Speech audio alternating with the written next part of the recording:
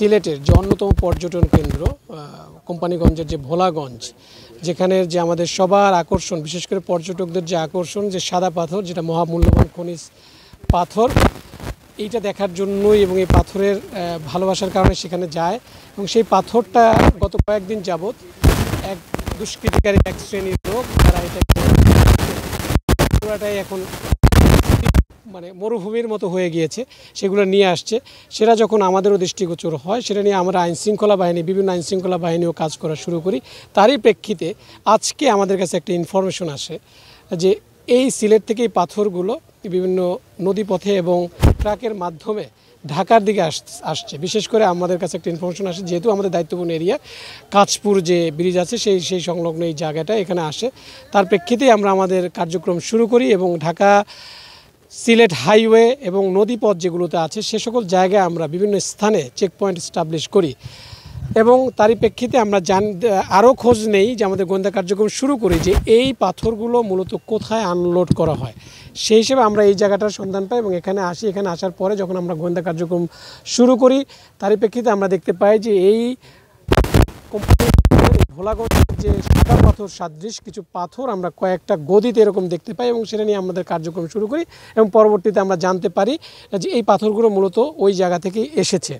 তো এরকম আমরা সোফার এখন পর্যন্ত এই পার্টিকুলার জায়গাতে যে সারুলিয়াতে, আপনারা জানেন যে আমাদের ডান পাশে শীতলক্ষা নদী, এর পাশেই মোটামুটি এবং যে পাথর রাখার যে জায়গা, এক একজন যে ব্যবসায়ী যে তার যে জায়গা, সেটাকে তারা গদি হিসেবে বলে।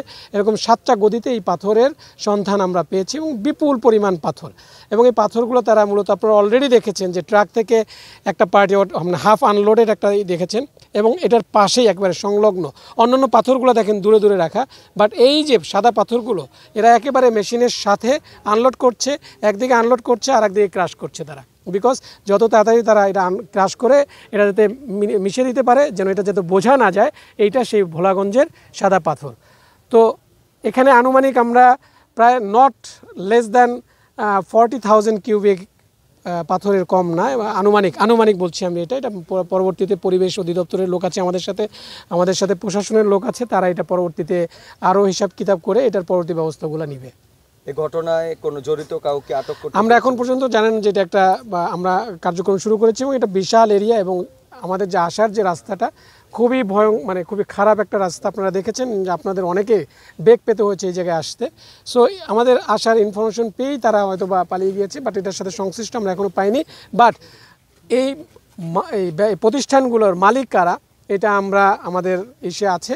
আমরা পরবর্তীতে পরিবেশ অধিদপ্তরও আছে এবং এখানে জেলা প্রশাসনও আছে, তারা যে ব্যবস্থা নিবে সেইটার প্রেক্ষিতে আমরা পরবর্তী ব্যবস্থাগুলো আমরা গ্রহণ করবো।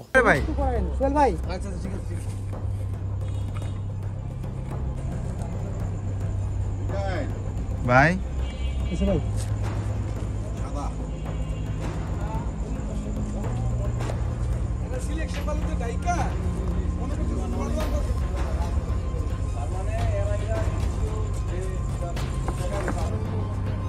সেরকম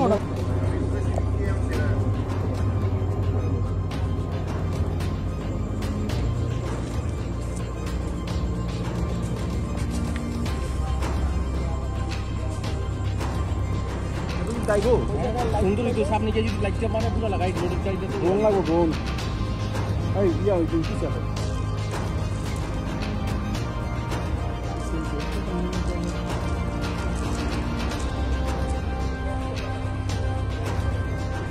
কারণ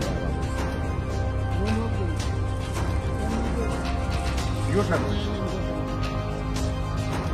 না না লাগে না